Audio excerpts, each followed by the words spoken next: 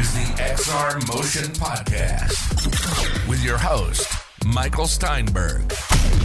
All right, guys, welcome to the XR Motion Podcast, where we talk about what's coming down the line in the motion design industry and where we also focus on and talk about cool VR, AR, XR, and the metaverse, whatever that is right now, type things. Today, we have with us an artist that I am just so excited to have on. It's Piper ZY, and she is an award-winning AR artist, which I'm sure you've seen a lot of her stuff in the industry. If you guys have anything like TikTok or Instagram, you've probably seen her work. One of my favorites is she has a city on her nail, which is the coolest thing ever. And it sounds a little weird to think about, but essentially the closer you go into the nail, the more you can see of the city, and there's even cars in there. It's pretty mind-blowing. Go check it out right now. Her social media handles for TikTok is just Piper ZY. And then on social, I think it's Instagram, it's Piper KJ. Is that correct? Yeah, it's Piper.KJ. Piper.KJ. Okay, yeah, go check those out now. So when you hear us talking about this crazy stuff, you'll know exactly where she's coming from and what she does. She is based in Chicago and makes branded filters on Instagram and Facebook.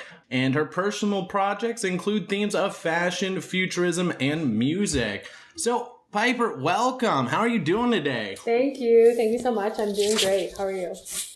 I'm doing good. I'm not going to lie. Today, I'm in New York City. So you're in the north too. It was so cold today. Yes. It was terrible. I know for me personally, in New York City with COVID going crazy, not to get on a depressing thing, but I guess the bright side being I'm working from home for the next month again. So Nice. Yeah. Just getting off of Christmas and New Year's. You have a good holiday. You do some good stuff. I did, yeah. I've kind of been working since then because I had that one video blow up actually on my birthday, like a week before Christmas. Happy birthday. Thank you. And since then, I've just been kind of working, setting my own schedule. I took some time for family, but it's really been just like diving into all the exciting work things for 2022. That's awesome. I'm excited to dive into getting that social media growth is like and what you've maybe seen change and what maybe if that's changed any of your plans moving down the road. But first, let me ask real quick. So what got you into AR? How did you even wind up here? So years ago, probably like 2014, 15, I started editing outfits because I always loved like avant-garde fashion, like fashion shows. And I started to edit animated elements onto my outfits, which was augmented reality, but I didn't even really know the word for that at the time. And slowly that technology, I guess, found what it's actually called after I was doing it and started to make effects. And then maybe a little less than 2 years ago, I realized that the software to publish your filters on Instagram and on Facebook is free. Anyone can download it. So I just started right away because it's like anyone with a 3D art skill set can use Spark AR, which is the software, pretty easily. I mean, so I just dove right into that and it's been crazy ever since. Yeah, Spark AR was awesome. I kind of figured out about it. I tried doing some filters myself, not very good ones. I was like definitely, well, I want to say Instagram didn't promote me, but I think they were just terrible. So It could be Instagram didn't promote you. It could be. Yeah. It was fun though. I mean, it's such a powerful tool that they take a lot of like the hard work when it comes to programming and doing all of the behind the scenes stuff and really just allows for your creative mind to do whatever you can. So before that, were you in college doing some of these things or what was your background like? Yeah, I was in college using like Adobe Suite and editing on After Effects. I still use After Effects for a lot of effects that I'm using for 2D animations. I was using like 3ds Max, Maya for anything 3D. And then after college, I was doing my 9-to-5 as a marketing. First, I started as marketing coordinator and then was a head of marketing. And then this AR stuff took off this year. So now I'm doing that, doing commissions and branded filters as my full-time job, which has been very fun, very cool. But yeah, my background was marketing. I was doing graphic design, video editing, video production, the social media management, all of that. And At the time, I was like, oh, I want to be doing something more creative, more from my own abstract ideas creative. But now I'm finding those skills have been really helpful. So it all worked out. That's great that you took kind of like your tool set and just kept bringing it into a whole different type of field. So when you were in the advertisement agency, were you doing more like the After Effects or 3D stuff? Yeah, I kind of tried to force anything artsy onto all of our projects because it was a lot of like data science too, which I didn't have experience in, but I dove into. And then for any project, for any marketing strategy, when they would ask me, I'm like, we can make a video, we can make an AR effect, which the companies I was working for loved it. But yeah, I was definitely trying to fit other skills in within the scope of what was appropriate for marketing. It was a lot of After Effects. I know After Effects is a program that just hasn't gone away yet. I love it, but I feel like I'm ready for something new. I don't want to learn something new, but I do at the same time. Exactly. Yeah. Exactly. They could just fix it, but at this point, I just know they won't. No. You know? It's like I've given up all hope. Same. So you go from working at this agency. I always love the transition period because I feel like there's always that feeling of I do want to take this leap of faith. Yeah. And some people, it's a little bit more gradual or it's just the most beautiful, smooth transition. Mm-hmm. So if you can kind of like take me into those beginning steps of you being in AR and then you kind of being at this agency, knowing you're wanting to kind of move into this other field, what was that in between like? It was a process throughout this year because the marketing job was great. I enjoyed it, but then I switched to a different kind of contract work while I focused more of my time because the full-time marketing job was taking all of my energy. And I realized for long-term planning, I would have to take a step back to something that was maybe more simple, just go plug myself in and come back.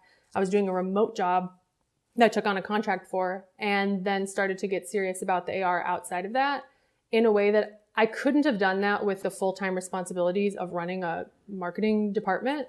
So I had to make that sacrifice first because it was kind of like I was just starting to build success in like the marketing realm. But I think that almost scared me more because I realized the deeper I go into this, then it's like getting really locked in there.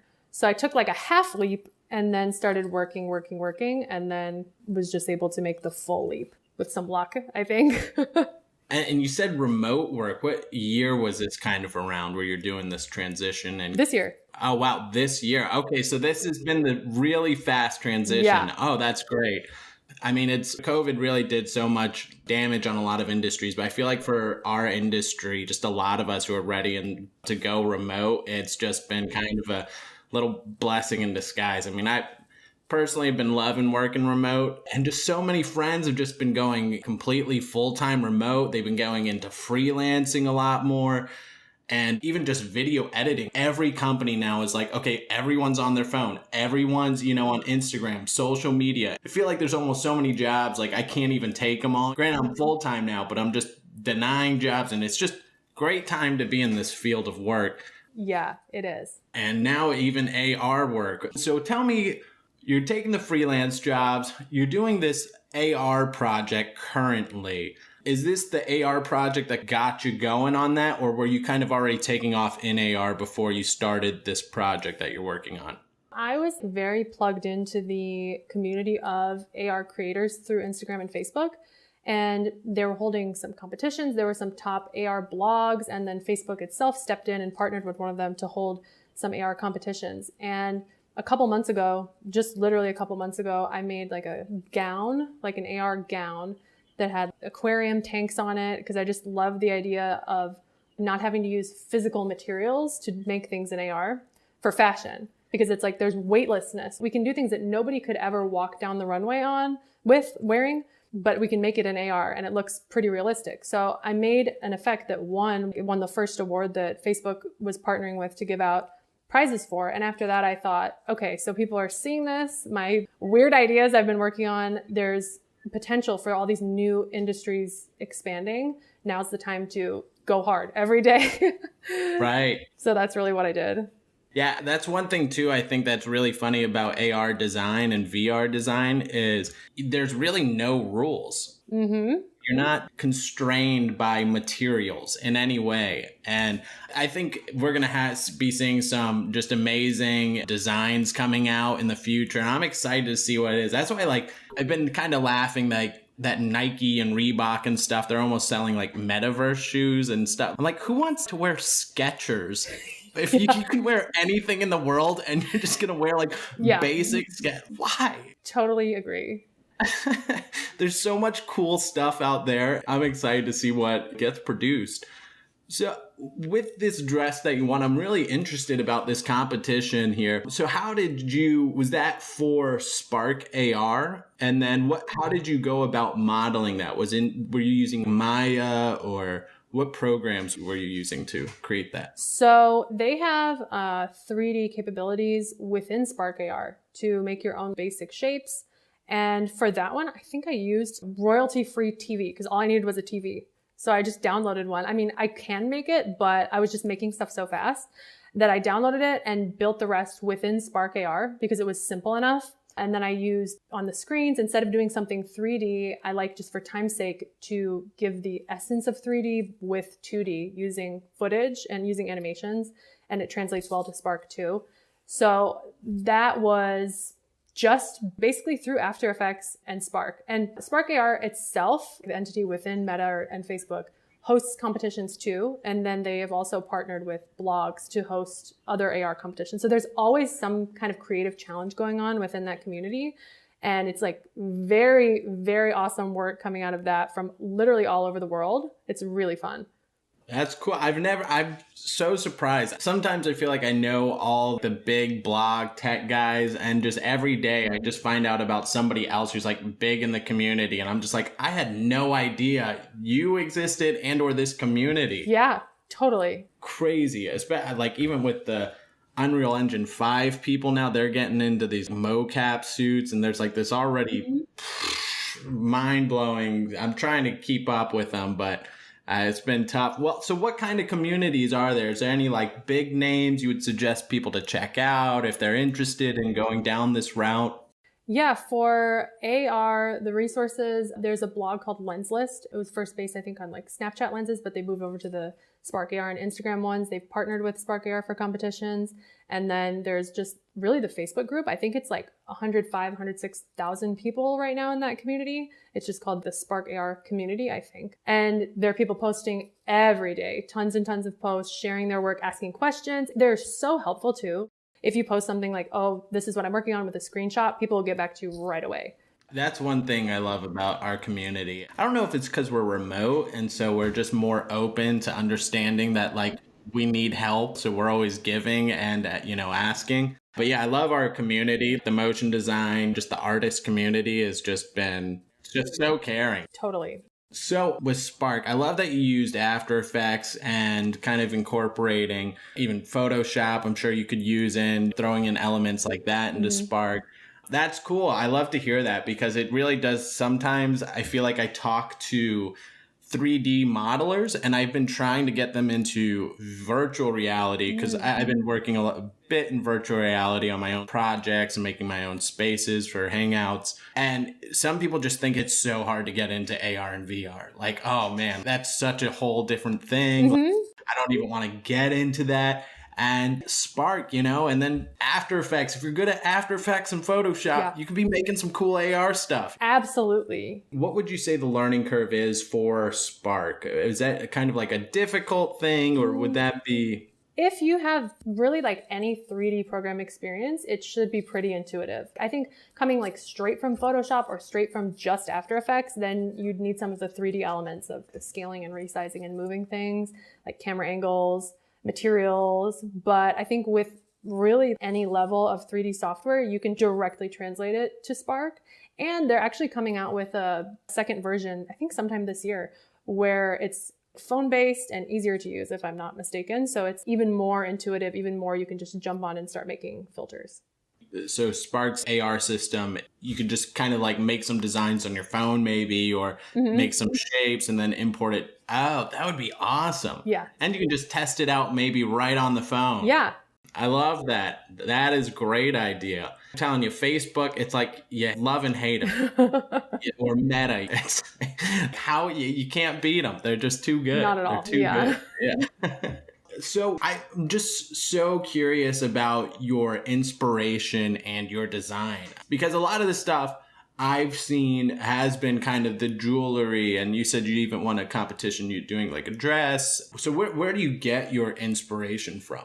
A lot of inspiration comes from fashion, music videos. I think capturing those moments or worlds like outside of time. I love the idea of something that's kind of outside of anything recognizable, or just like a slightly alternate timeline, slightly alternate world. And I think I'm kind of always floating there mentally. And so if I just tap into that to create something, it's very satisfying to take this slightly alternate world, slightly alternate feeling, and just materialize it into something.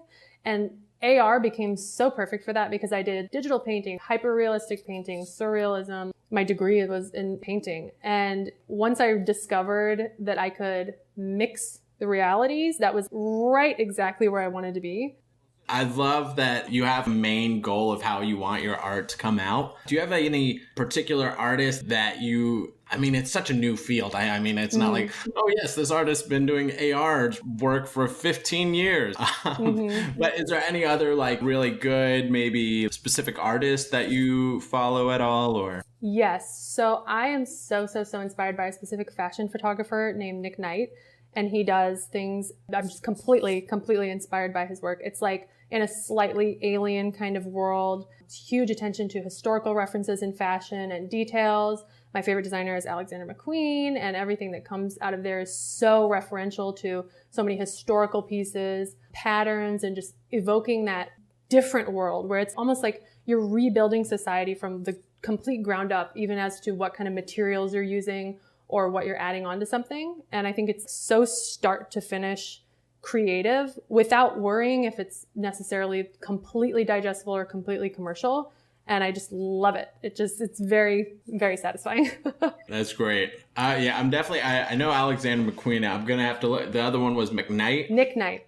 Mm-hmm. Nick Knight. Okay, yeah, definitely going to have to check that out. Anything with alien or UFOs, I always love that for visual inspiration. Mm-hmm. So is there any advice you would give to somebody that's like brand new in the field, trying to get their feet wet, that you would say, oh, use this as a starting point, or?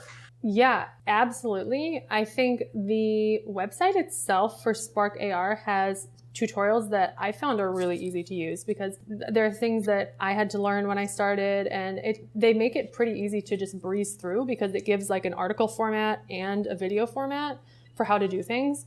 And I think there are also YouTube tutorials too. I'm not sure how thorough. I'm sure there are. I've just gone straight to the Spark AR website, but I'm guessing there are good YouTube walkthroughs too, because I've found a few for specific things. Yeah, I know when I tried to do it, I was definitely finding a few good YouTubers that had some really good instructional videos, which love YouTube for that reason. Yes, me too. So when it comes to your work, one thing that when I was watching it, I was really curious on, how do you go about building that in Spark AR? Mm-hmm. Is that something where you're kind of like, they have models already built in there, or is that something where you're using like Maya to make models? Or for me, I'm a Turbo Bash. I just grab all those Turbo Squid models and just put them all together. Oh, 100%. Yeah. So what's kind of your process on getting the 3D elements in there? You can import object files. I've used Blender. I have used the royalty-free downloads for things that just as such time savers. But even within Spark AR, they have a library of 3D objects. They have just like the basic shapes if you want to make something, and really to a degree where most of that city nail that I made, I think like 95% of it was just straight out of Spark AR, just using rectangles, torus shapes, cylinders. I mean, they have like a pretty extensive basic shape library. And then if I need something specific, I can either make it in Blender or any other 3D software to export as an object file, or just find it and download it. Yeah, I know you mentioned Blender. I think you said you started in Maya. Gotta ask, what's your 3D software choice when it comes to making things? I think now I'm getting used to Blender. I don't know if I would say that that's my complete favorite, but that's just kind of what I've gotten used to using. I think a lot of creators have used it with Spark AR. So that's kind of the route I took when I was hearing about what's compatible. Yeah, I keep hearing people saying Blender, Blender, Blender. And honestly, I mean, it's just so powerful. Like it kind of, it's just become one of the more powerful 3D programs out there, and it's free. Exactly, yeah. Like, how do you even compete? Every month I get billed $100 from Cinema 4D, and I'm just, why? Right. It's tough, and they come out with a new version every year, and so all my plugins are getting messed. I don't know. And from what I've heard, Blender's got fantastic sculpting tools, so They do. and it's also, the more people that use it too, the more it's going to become like an industry standard. Yeah, and there are huge communities for that too, and huge social media groups for Blender artists too. I'm just completely blown away by that. Yeah, I feel like one reason why I also want to go into Blender is for that reason. The YouTube tutorials on Blender are just amazing. Yeah. I think it's Blender Guru. Yeah, he does the donut kind of tutorial. His tutorials are excellent. And then I know there's another guy who does the 1-minute Blender tutorials. Those are super fun and creative. Yeah, lots of resources out there. They've got a super great community. So tell me, I'm kind of curious. So with the AR work, I know you said you're now doing this full time. What is that like? How does that work? And what's kind of your process in working with clients in this field?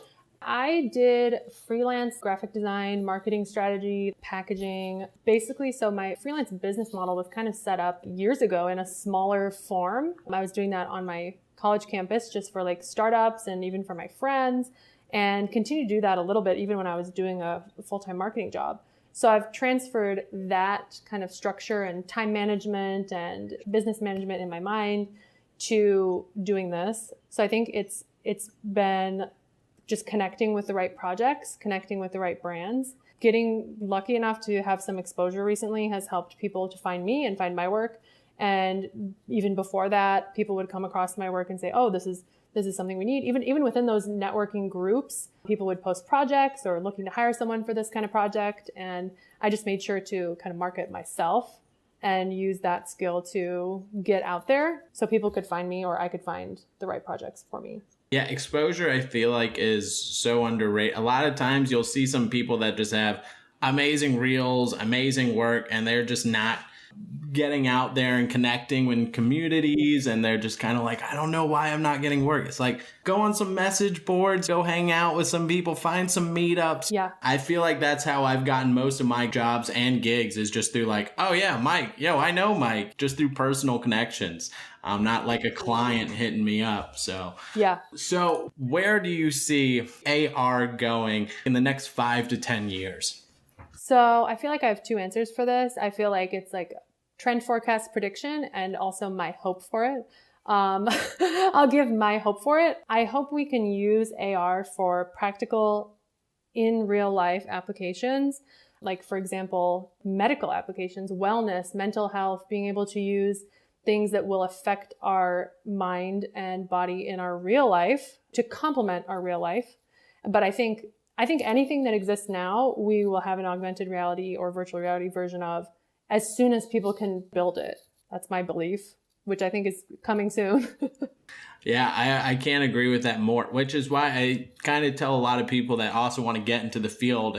Same thing, like it's not going to get built until people build it. Yep. And I feel like even if you wanted to make like a Walmart, that's just dozens of 3D modelers. Yeah. You know, like there's going to be so many more jobs. Like the bigger this field goes in AR and VR, I feel like we're going to hit like a .com age where everyone's going to want a website and there's not going to be enough web designers. And that's what we're going to hit in our field, is there's just not going to be enough of us. I love it. Yeah, it is kind of what the future really is going to be, like as fast as we can build it. So where would you like to see yourself maybe a few years down the line? So I would love to combine my other interests of fashion and music and scale up what I'm doing now. Like some of the brand work that I've been doing in those industries, I would love to scale it up to be able to do creative direction or art direction for those kind of AR experiences. I think those jobs are going to take people who've been on the other side of creating as AR creators too. So just any stage that I can get my own vision on for something in this medium where it's useful or works for a brand, or even just to create my own or host my own experiences would be the long-term goal. Do you think you'll ever, or have you ever, met with a client in VR or using AR yet, or has that happened? Not like in the metaverse, not in the like metaverse with your avatar. I think that's coming soon. I haven't, but probably even this year to test things out, test out the wearable assets. Yeah, I feel like that's coming soon. I do too. I mean, I feel like they need to make proper spaces. Zoom's trying to kind of make a space right now. I know Facebook, I think Facebook, or I keep saying Facebook, I should be calling it Meta. That's the new name. But Meta and Zoom, I think, might be teaming up. But yeah, I'm interested to see these new spaces develop where we can actually meet with clients. And even if you wanted to see a dress in 3D or a building or a car, you would probably want to go see it in the 3D environment with the client versus sending them JPEGs and being like, oh yeah, this is what this will look like in AR or VR. Yeah. Have you ever worked in VR at all, or? Barely. Yeah, not enough to even really claim it. It's a very unique field, and it's definitely a lot different than AR. Totally. So one more question. I know that you've been doing the everyday challenges, which I love. I did it for quite a long time, and so it's awesome to see you doing that. What is it like for you, especially doing it with AR, and how long does it take you to maybe complete each daily? Yeah, I started doing it as a side project because I was working on a lot of contests, and I felt like at first when I was switching between like a daytime work and trying to do more creative work, I wanted to always kind of be in the creative mindset. So I was just doing it as a side challenge, knowing that posting often on TikTok helps your account grow. So I just told myself, okay, I'm gonna just make something, put it out there. Just if I have an idea come up during the day, I'm just gonna execute it. Because a lot of times I would have an idea and I wouldn't finish it. And then by the next day I was bored of it, but I realized I'm the only one seeing my own idea, so I should actually make them. Right. Yeah, I love the dailies because it really does make you finish a complete thought. The amount of times I myself have just gotten halfway through a project and I give up. Yeah. It just makes you put those extra little touches on it and just send it out there. And another thing with dailies is you wind up sometimes having to find out, oh, how do I finish this? And maybe you find a new technique, yes, which is always really exciting. How long would you say it usually takes you to finish one of these things? Or how long do you usually maybe spend a day on it? Usually I am finishing it all in one day, start to finish. And absolutely, like you said, it helps me find the best resources if I want to fill something in or download something to use and do something in a faster way. It's definitely helped me with my own process doing this. But usually it is start to finish a couple of hours. And a lot of times if it's something more complicated, like as I've gone, I've ended up posting in the middle of the night because I would just stay up and do it. Trying to beat the clock. Awesome. So I have another question. What other companies do you see making a move in the AR industry besides Meta? So this is very interesting because I think there are a lot of companies that we don't even see yet that will develop because of all the new platforms, all the new commerce. There are other AR softwares. There's Snapchat's AR software. I think all the social media angles will be trying to add an AR element to their existing social media. But I think one company monopolizing it would be really crazy. So I feel like there's going to have to be even like regulations and new laws about how much of that space people can be taking up. Yeah, interesting. Because I definitely know Meta has a massive monopoly on all of it. And yeah, I guess there is things too besides them. There's kind of TikTok. I guess that is AR. There's some maybe little AR filters. And then there's Snapchat. Have you ever made filters for that? And if so, like how do you kind of get into the space and what's that kind of like behind the scenes? Yeah, I've used Lens Studio. TikTok is on an invitation basis. I applied. I'm hoping to be able to make them for TikTok soon. But Snapchat has their own Lens Studio, which is like their version of Spark AR. I'm actually not sure which one came first, but that software is really, really great. It's pretty advanced and it's really good for like digital fashion, for anything wearable. They're really on top of that. I'll definitely have to check that out. Is that free to download or? It is. Okay. Would you say it's harder to use than Spark, or it probably just as same boat? It's about the same. Yeah, I think, but I still think a background in 3D art would definitely help for Lens Studio too. So with AR applications, with it being integrated into everyday lives, how would you see AR working in? You wake up in the morning, are you putting on glasses? Could you maybe see, I know this is so hypothetical. Oh no, I'm there. I'm right there. Yeah, just kind of going down this route of the what ifs. What could you see somebody's day-to-day being in the future with AR? So I'm going to go full science fiction here. I got a little writing certificate. I shouldn't say little, a writing certificate. And my whole thesis was this. I think it's going in our brains. I really do. I think we'll be able to put it, I'm going right there. I think we're going to be able to just see with whether, I mean, maybe contact lens, but I really feel like within 5 to 10 years, directly in our brains with some way that we can override it with our real thoughts, with anything in real life that's happening, like same concept as the self-driving cars where a human can override it. I think that will be happening through our visual cortex where they can apply augmented reality on top. I think that concept and exploring that a few years ago is also what helped me go in the AR direction versus the VR direction, because I could see it taking over every aspect of our life in a way that you can never take off. So I think from a science fiction perspective, that was maybe a little scarier, but I'm totally there. I think we're going straight for the brain. Wow, that is awesome. I am 100% on board with that as well, and skeptical. I'm always telling people, I'm like, I will be the beta tester to enter the Matrix. Ooh, scary. I know. I love having all of any kind of artificial intelligence help or the cyborgness. I think it's so cool. So with the brains, do you think there would be any pushback? What do you think would be maybe some pushbacks on the brain implementation, and how fast do you think 5 years from now? Are we talking about like maybe we're just getting into the field where everyone's doing it, or? I think going full hypothetical science fiction, maybe hypothetical. I think if there are ways to sell it as something that's beneficial or even to save us from our current problems, I think we'll implement it so fast. And I feel like we use mindfulness apps on our phone, even though like technically our phone's probably the number one thing getting in the way of our mindfulness. But I think that same tactic that has convinced us of that would convince us of something in our brain. I feel like even me being scared of that, I feel like I could be convinced knowing that there's an override. I think if it's marketed a certain way, especially if it's something that's addictive or enjoyable or something that works, I think we'll get it right there, just like the smartphone adaptation. Yeah, any practical use. I think if you could just have like a weird telepathical communication with somebody in any sort of way, that's such an advantage. Yeah, why not? Or if they give you any kind of like health diagnosis. Exactly. It would be so hard to not get it. And even though everything in me is saying, don't get it, I'm going to get it probably. You know?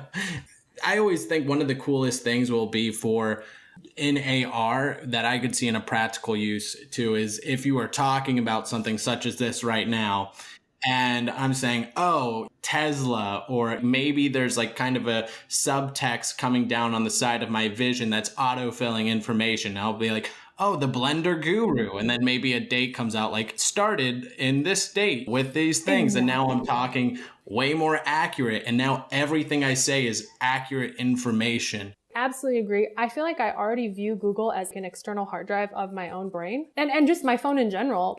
I can't cite a study, but I think there was a study showing that our memory has gotten worse since we rely on the fact that we can always look something up. And it's like, there are huge, I feel like, philosophical implications for that, but I think we're already doing it. I really do. Even just thinking, oh, I don't have to remember this because I can Google it. That's something I don't think our brain is used to, but it works. And just going as easy as just phone numbers. Yeah, exactly. As a kid, you had 50 phone, and now those are the only phone numbers I still know. Exactly. I think from what I remember, I might have read the same study or similar study, but they were saying that we're much better at searching for things and how to get to certain destinations faster. So like with folder structures and things like that, we can process of eliminate how to get to a proper source but we're terrible at trying to use our own brain to figure out the answer, like a phone number. We're not going to even try and think of the phone number, but we'll know exactly how to look it up. Or it was an interesting study. And I love that you said the Google is kind of like a second part of your brain. I feel like I could totally see the Google logo turning into a brain, and then it just like a commercial with it like going onto the side of someone's head or something. Dystopian. Yeah. It's like increase your brain, join the Google Cloud or something. Yeah, I mean, really, truly. And I know this is maybe getting Black Mirror, but even like filming, just having like memories and everything. Totally. Just having crystal clear memories. That would be so awesome. Yeah. Yeah, like thinking about the amount of, just with like data storage, of what we've been able to save of our lives from 100 years ago versus now. I mean, like our own great grandparents barely have one photo of themselves, if even that. And it's like we have literally 10 photos a day. And I feel like we do structure our minds and how we interact around what the computer is doing already. Right. I feel like we have been for a while. Even with what you're saying about folders, I think we have started to think in that way of, okay, folder, subfolder, even outside of using a computer. It can only get worse, better. I don't know. Yeah. All I'll say is I'm excited about the future. Maybe this wouldn't be one wish, but I always wish that I could just go like into the future to see all the cool, amazing tech that we're going to have. Same. That's one thing that just keeps me alive, is just knowing that next year there's going to be even cooler tech I have to see. Totally. And it's happening so fast. I mean, this is like a crazy time to be alive. I know that's cheesy, but it's so true. Yeah, it really does feel like every single year it's something new, especially just in the last 3 years. I feel like went from the Quest 1 to the Quest 2 to even just doing, I'm not sure how familiar you are with Unreal Engine, but coming out with Unreal Engine 5, and just like everything is real time now, and AR is just popping off. And even, not to say like, but TikTok's algorithms are just even mind blowing. Disturbing, yeah. Oh my gosh. It's like, it knows me better than I know myself. Yep. It's like, it's okay. I'm like, I didn't even know I was sad, but they know. But you're right. It was a tough day. Yeah, it's wild. It's so cool. So speaking of weird utopian things still, maybe keeping... I love that we went down this deep. I feel like a lot of people don't go down this deep. I'm there. So I'm enjoying this. Speaking of, have you done anything with NFTs at all? So this is my NFT journey. I never even thought about it. And I know this is controversial, but it's a discussion. It's a debate, I guess. So I'll just go there. I think a lot of art that I was seeing was like, this is getting made for the sake of NFTs. And I was kind of a hater. And especially hearing about environmental impacts. And I'm thinking like, why crank out all these things? My exposure before I had this viral video was, there were a few artists who I totally am obsessed with, who were doing NFTs, who'd been making art for decades before that. And I'm like, yes, whatever. But then I saw some that I know they're just generating it for the sake of the NFT. And it's like, okay, I guess I viewed that outside of the art world and still in the business world, in the marketing world. But then I got so flooded with comments when my video went viral on TikTok saying NFT, this is an NFT. NFT just dropped, NFT nails.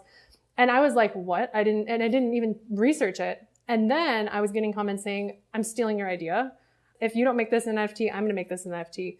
And then I realized that OpenSea followed me. And so I was like, okay, I was like, huh? Because I was just like getting notifications. And then I saw a post and it said, follows you. I'm like, what? So I'm looking into it. I still want to do things in like the most ethical way possible. I guess my stance now is like, and I know this is like totally gatekeeping and totally unfair, but pro NFT for people who were already artists, because our career path has been so rough. I feel like it's time for some fairness in getting compensated, because I just, it's a whole nother topic, but art people getting, because I've seen the business world and I've seen the art world, and art people getting so screwed over by having their work stolen. I think NFTs offsets that. But because people are truly actually trying to steal my idea, I think I'll try to drop something that's wearable, useful, try to donate some profits, try to make it carbon neutral. I don't know. I'm honestly researching that this week.